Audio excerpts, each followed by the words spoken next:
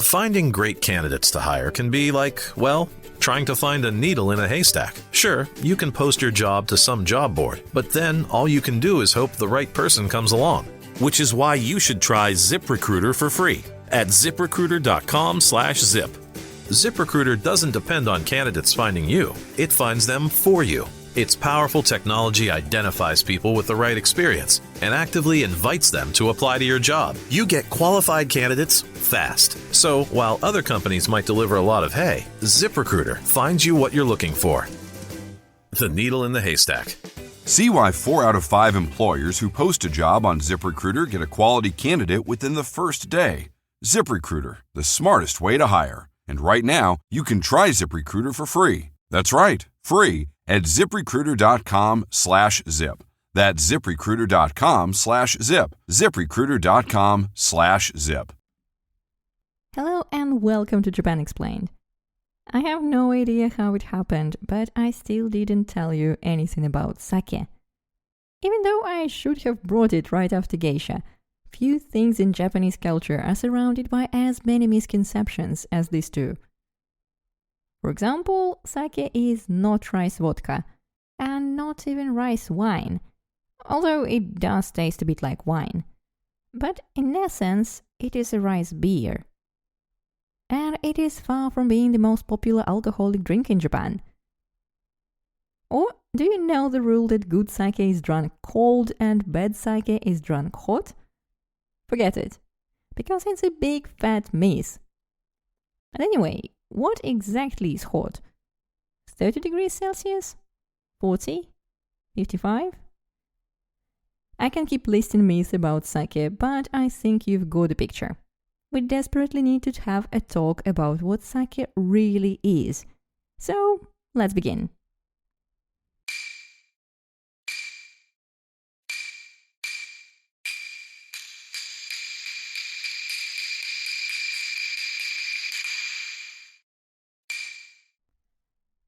I have to admit right away that the history of sake is quite a mess. While some sources claim that sake has been produced in Japan from the time rice was introduced to the Isles, others just as strongly insist that the ancient alcohol has little to do with modern sake, and that we should look no further than 14th or 15th centuries, or better yet, the 17th. This is further complicated by the fact that in Japanese the word sake refers to any alcoholic beverage. The drink we call sake has a different name in Japanese, Nihonshu, Japanese alcohol. It's not much better though, and it's also relatively new, but we'll get to it later. The first reference to the Japanese drinking alcohol appears in the 3rd century Chinese chronicle, the Book of Wei. The only thing it mentions though is the following: the Japanese consume alcohol. They offer it to guests at funerals. No mentions of what this alcohol looks like or how it is produced. And yet it is assumed that the alcohol is rice alcohol and that the Japanese actually made something of this kind since around the 5th or 3rd centuries BC. Something alcoholic from rice was most likely kuchikamizake. If you've seen the anime Your Name, you may recall a scene where the main female character chews cooked rice and then spits it out into a wooden box. This is kuchikamizake, literally mouth-chewed sake. The chewed rice starts fermenting under the influence of the enzymes in our saliva and gradually turns into alcohol. The drink looks peculiar, but the taste, according to the Japanese YouTubers, who of course rush to recreate it, is quite good. From the ancient times, let's jump straight into the 8th century and the Nara period. The Japanese state had just built itself a proper, grand and seemingly permanent capital, and began scribing down documents. Sake, that is different kinds of alcohol, is mentioned in them too. Alcohol beverages appear repeatedly in our much-loved Kojiki Book of Myths. The most famous scene, though, is still the same one I described in Yokai Explained episode. Susanoo no Mikoto, defeating the 8-headed serpent Yamata no Orochi by making him drunk. But there are plenty of other alcohol-related stories in the book as well. Sake is also covered in Fudoki, reports on the state of affairs in different regions of the country. From there we learn that the Japanese began to produce alcohol by fermenting rice with koji mold.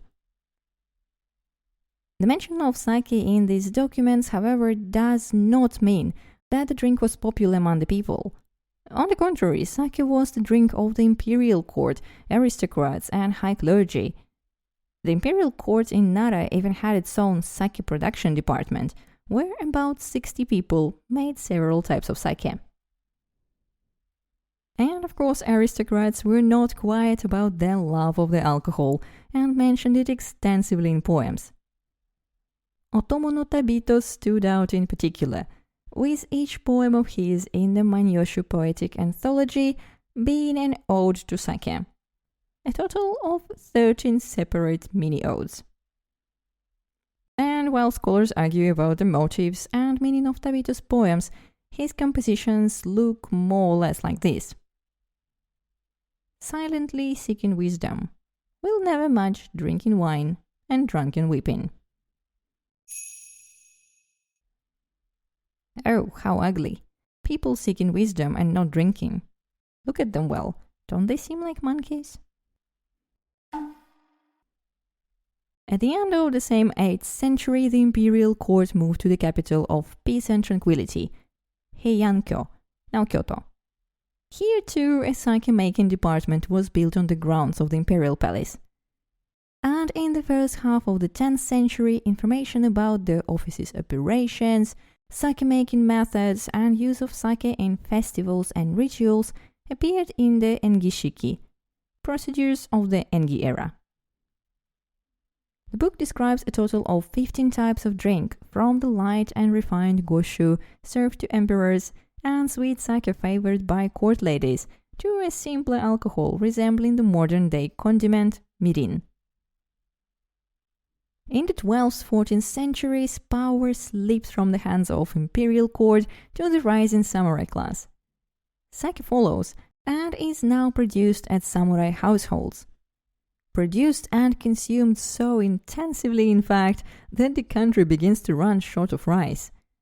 And in 1252, the Bakufu samurai government forbids the sale of sake. The law, however, would not hold for long. In the 14th century, bans would be replaced by taxis and private sake shops, tsukuri zakaya, of which in 1425 there were more than 300 in Kyoto alone. At the same time, sake was also produced in temples and shrines, many of which brewed it not only for their own religious needs but also for sale. Sake from Amano Kongoji Temple in the south of present-day Osaka Prefecture was especially famous. The name of that sake spoke for itself. Amano-shu, sake from the heavenly valley, heavenly nectar, or simply ambrosia. The alcohol content of ambrosia was about the same as in modern-day sake, 10-16%, and in later centuries it was enjoyed by, among others, Oda Nobunaga and Toyotomi Hideyoshi, who even ordered Amano-shu for his grand sakura viewing party at Daigoji Temple. The monks gradually improved their production technology, and by the end of the 14th century the sake-making process was not much different from today. And Bodai-san Shorakuji Temple in Nara Prefecture considered itself the place where the first real sake was made. There is even a memorial stone there to honor the occasion. The process of sake production was further polished in the 15th and 16th centuries and is best described in the diary of Tamon Monastery. It mentions the process of rice polishing, the three-step addition of ingredients to the fermentation vat, and pasteurization of the finished sake. We can't call this process pasteurization just yet though, because Louis Pasteur would only invent it 300 years later. In the same 16th century, Louis Frois, a brilliant writer, thanks to whom we know a lot about Japanese society of the time, also wrote about sake. However, it was not the technological achievements of the craftsmen that fascinated him most. It was the fact that during banquets the Japanese made each other drink so much sake that they either got terribly drunk or became sick. And most importantly, they were extremely proud of doing so. But despite the evident love the Japanese had for sake and its widespread production, in the 15th and 16th centuries, sake was still made in small quantities. It was not until the very end of the 16th century that the production of this beverage reached an industrial scale. And by then, the Tokugawa era was just around the corner. In the peaceful Tokugawa era, sake drinking finally spread among all classes. Sake was drunk at holidays and festivals, as well as hanami picnics to celebrate the blossoming of cherry trees. A popular saying of the period reads, Kyoto kidaore, Osaka kuidaore, Edo nomidaore. It means that Kyoto people go broke over spending too much on clothes, Osaka people over food, and Edo people over booze. Which isn't surprising, because the best sake in Edo was kudarizake. I won't repeat the whole story told in Soy Sauce Explained episode here, but let me remind you that sake, soy sauce, and other high-quality goods were brought to Edo from the faraway capital region of Kyoto, Osaka, and the surrounding area. Those goods were called kudarimono, things that had descended from above. High quality of the product and delivery from far away meant it was expensive. But despite a high price, every year the people of Edo waited impatiently for a new shipment of kudarizake, the sake that had come down from the capital. The price of the drink was also influenced by the fact that at the beginning of the Edo period, the year was divided into 5 periods of sake production. But sake made in the warmer months often spoiled during fermentation, wasting heaps of rice and causing financial losses. So when the sake makers of Itami near Osaka perfected the method of making sake during the winter months, the Tokugawa government got busy and in 1673 issued a law permitting sake production only between the autumn and spring equinoxes. Meanwhile, the demand for sake continued to grow, and in the first half of the 17th century, sake brewers from the famous Ikeda village near Osaka began to move their production closer to the port. This was the birth of one of Japan's largest sake producing centers, Nada, now part of Kobe City. Sake from Nada quickly gained fame in the samurai capital, and by the early 19th century accounted for 80% of all sake consumed in Edo. And when the ideal water source for sake production, called Miyamizu, was discovered in the region, Nada's fame literally went through the roof. But even though the process of sake production in the Edo period became fully established, and the more expensive and noble sake of the period was similar to what we drink today, the sake of the common folk was quite different from our contemporary idea of the drink. Alcohol percentage in sake in the 17th and 18th centuries was about the same as it is today, about 15%. And the rice for sake, like now, was pre-polished. But because it was mostly hand-polished, the rice was nowhere near as refined, and there was a lot of sugar and amino acids left in it. Because of this, simple Edo period sake was transparent but brownish, like tea, and had a rather strong flavor and aroma. Those who tasted the modern-day recreation describe it as a mixture of soy sauce and a medicinal infusion. Because of this strong taste, sake was usually diluted with water. And And because the taste of the diluted drink did not change much until it reached 5% alcohol, many taverns took the opportunity and diluted the drink as much as possible. The practice was so widespread that eventually a term was coined to refer to such sake, Nihonshu, a goldfish sake, meaning that the sake was so watered down that goldfish could swim in it. But diluted or not, the people of Edo really loved their sake. In addition to numerous banquets for any occasion, they held competitions to see who would drink the most sake, and ukiyo-e prints depicted banquets of kabuki actors and sumo wrestlers.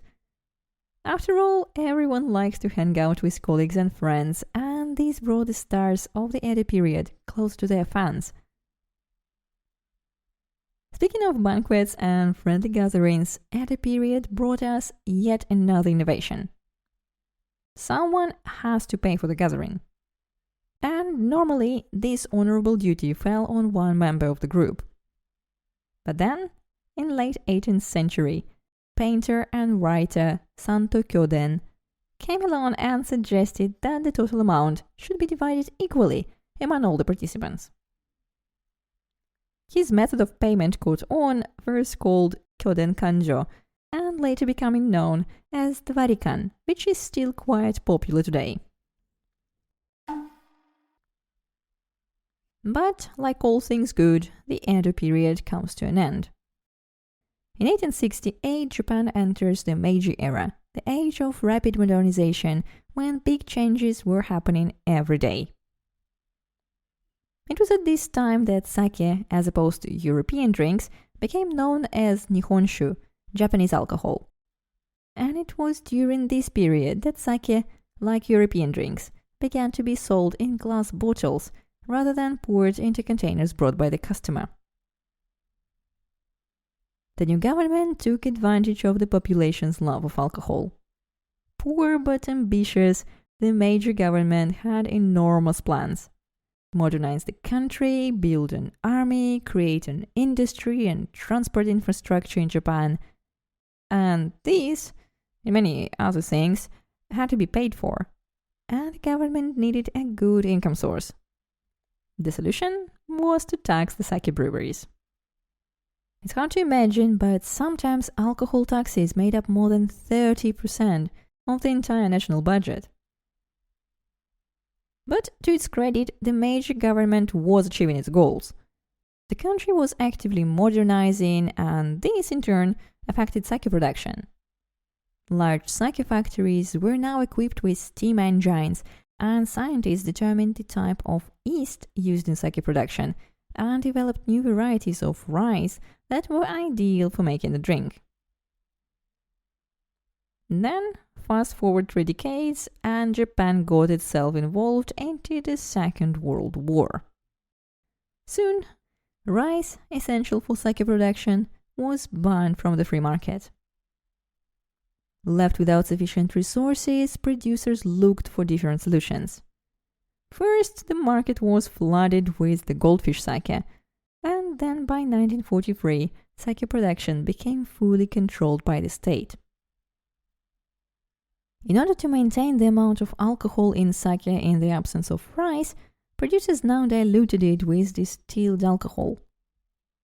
Nothing special really, the Japanese used to add a little bit of alcohol to save sake from spoiling back in the Edo period. The problem wasn't the quantity.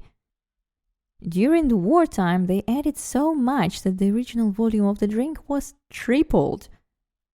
On top of that, to keep sake acceptable to the palate, they added glucose, amino acids, and other additives.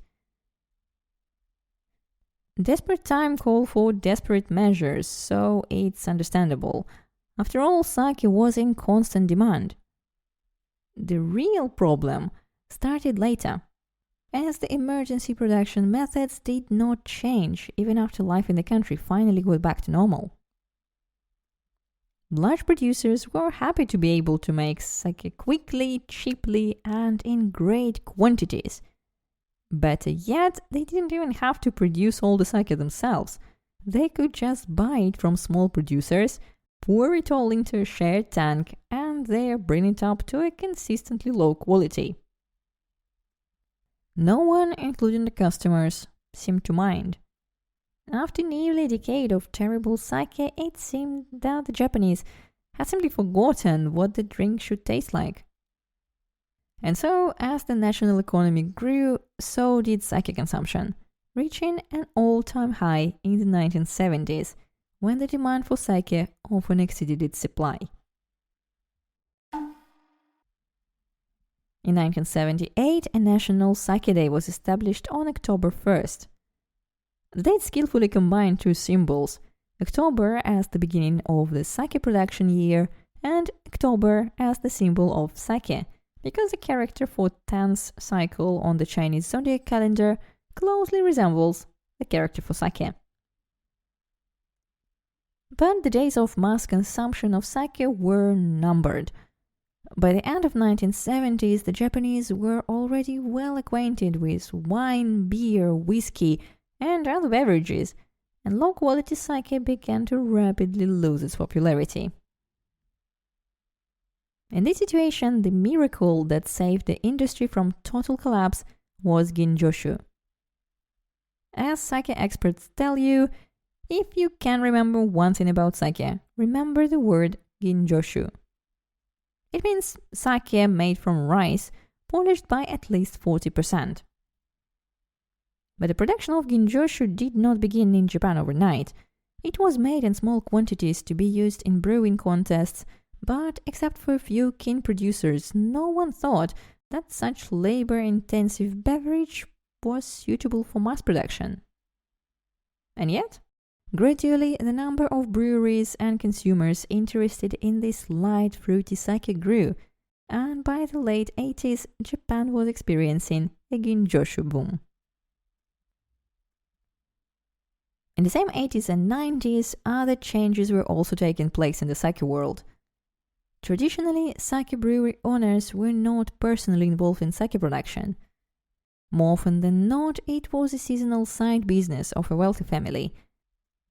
For the actual work, each year they employed a team of sake brewers headed by Toji Master. It was convenient for everyone.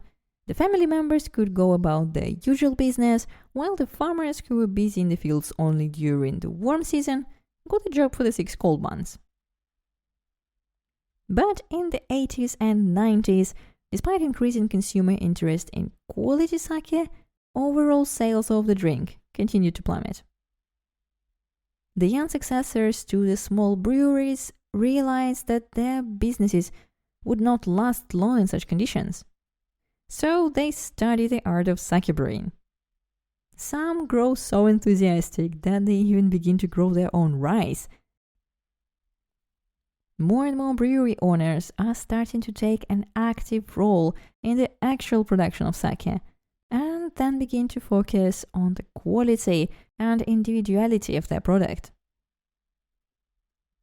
The variety and image of the new owner brewer sake attracts a new public to drink as well.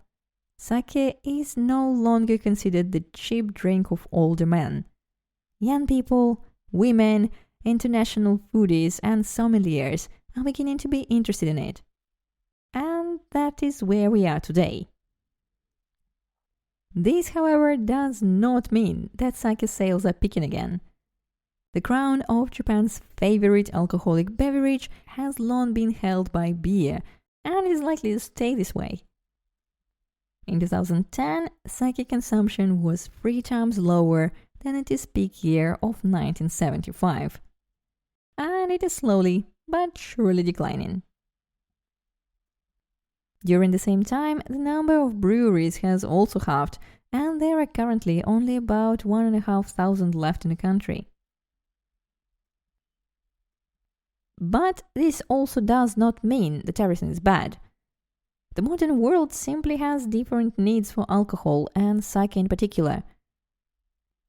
Junmaishu made without added alcohol, or the earlier mentioned ginjoshu made from heavily polished rice, are steadily gaining popularity both in Japan and abroad. And the new generation of consumers is much more open to experimentation. For example, sparkling sake has already caught on in the market, while sake brewers are working on the technology to make stronger versions of the beverage.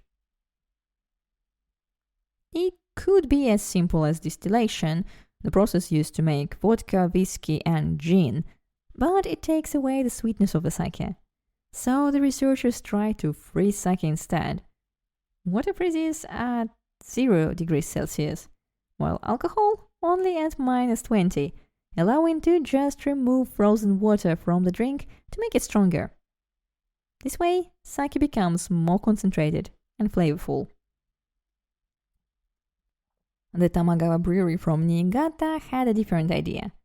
They added matured rice alcohol to sake, thus making it stronger, yet keeping the original feel of the drink. And they seem to have succeeded. Now you can buy Echigo Samurai with 46% alcohol. By law, though, such a strong drink cannot be called sake, so don't be surprised when you find the word liquor in the product description. Ingredients of sake were not left out of this experiment, but while rice and water for making sake have been tested and manipulated for centuries, yeast has only recently received the attention it deserves. Today, scientists are busy identifying new varieties of yeast that could give sake a unique floral aroma, and one batch of yeast has even been sent into space. After a 10-day journey, the yeast returned to Earth, where it was shared among 17 sake breweries, all of which presented their takes on the space sake. Now there is even a new wave of interest in aged sake that had been forgotten in the 19th century. And while not all sake grows better with age like wine, certain sake is clearly suitable for vintage and already have its own admirers. The only question left is, what does the future hold for sake? To begin with, it will definitely conquer the world. Sake imports are growing year by year, with interest from Japan's neighbors China and Korea, as well as Australia, America, and Europe. And in England, the first small sake brewery opened in 2017. Next, sake will stand on par with wine. It is already on its way. You can take the sake sommelier license exam, attend courses and workshops that teach you how to pair the sake with various world cuisines.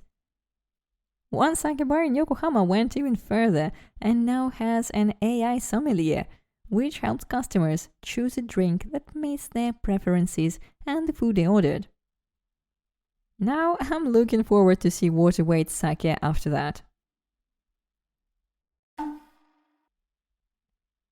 Thank you for staying with me till the end. Next time, I invite you to explore the sake making process and learn how to choose and enjoy it. Don't forget to subscribe so you don't miss the next episodes. Please press the like button, leave me a comment, or tell a friend about the show to spread the knowledge.